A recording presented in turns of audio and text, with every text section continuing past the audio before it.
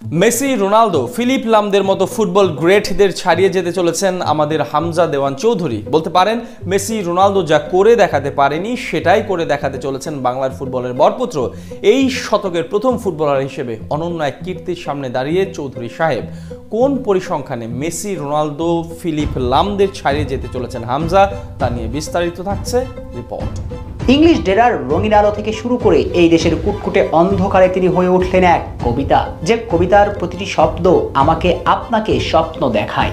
অমর হতে চলা সেই কবিতার নামখানি হামজা দেওয়ান চৌধুরী। হামজা চৌধুরী নামটা শুনলেই সর্বপ্রথম মানুষ পটে ভেসে ওঠে তিনি সাবেক ইংলিশ প্রিমিয়ার লিগের ফুটবলার। নতুন করে আবার তার বাহুতে যুক্ত হচ্ছে লেস্টার অধিনায়কের আর্মব্যান্ড। তবে এসব ছাপিয়ে হামজার বর্তমানে সবচেয়ে বড় পরিচয় তিনি বাংলার ফুটবলের রূপান্তরকারী ব্যক্তিত্ব। এক হামজার কল্যাণে পুরো জাতির স্বপ্ন এখন আকাশচুম্বী। তার জন্যই তো বাংলার ফুটবলের দৈন্যতা কেটেছে এক হামজার কারণে বাংলাদেশ ফুটবলে এখন রৌদ্রোজ্জ্বল দিন এনেছে। তবে সাবেক ইংলিশ প্রিমিয়ার লিগের এই মিডফিল্ডারের কল্যাণে বঙ্গপারের দেশটির যেমন আধার কেটেছে, তেমনি এটাও সত্য যে বাংলাদেশ জার্সিতে খেলার কারণে অনন্য এক রেকর্ডের সামনে দাঁড়িয়ে বাংলার বরপুত্র। যে রেকর্ডটি তিনি গড়লে ছাড়িয়ে যাবেন মেসি, রোনালদো সহ জার্মান ফিলিপ লামদের মতো গ্রেটদের। এক কথায় হামজা আর বাংলাদেশ মেড অফ ইচ আদার।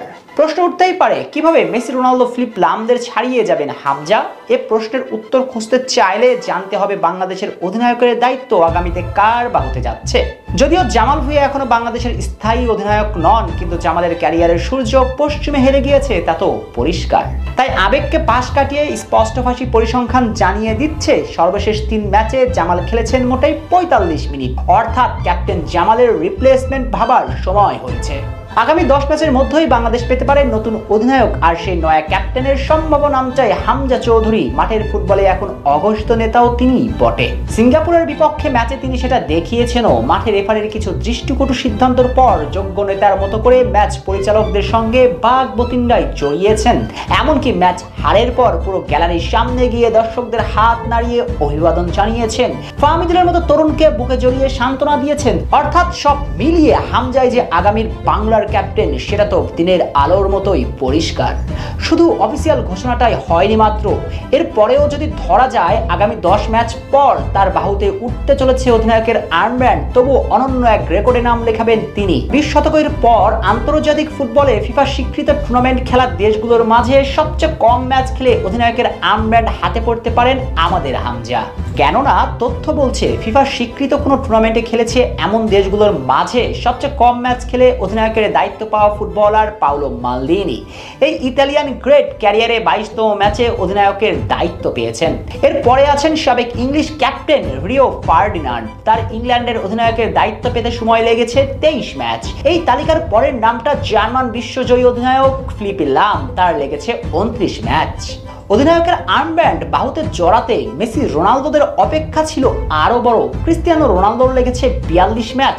অপরদিকে লিওনেল মেসি খেলেছেন 88টি আন্তর্জাতিক ম্যাচ। তাই হামজা চৌধুরী যদি আগামী 10 ম্যাচ পরে বাংলাদেশের অধিনায়কের দায়িত্ব পান, অর্থাৎ নিজের ক্যারিয়ারের 13তম ম্যাচ খেলে, তবুও তিনি মেসি, রোনালদো, ফিলিপ লামদের ছাড়িয়ে 2000 শতকের ফিফা স্বীকৃত টুর্নামেন্ট খেলেছে এমন দেশগুলোর মাঝে থেকে ফুটবলের সবচেয়ে কম ম্যাচ খেলে অধিনায়কের দায়িত্ব পাওয়া ফুটবলার হবেন, গড়বেন অনন্য এক মাইলস্টোন। অবশ্য 13 জায়গাতে সংখ্যাটা আরো কম হয়ে আসতে পারে যদি দ্রুত বাপ্পে হামজা চৌধুরীর কাছে অধিনায়কের দায়িত্ব অর্পণ করেন।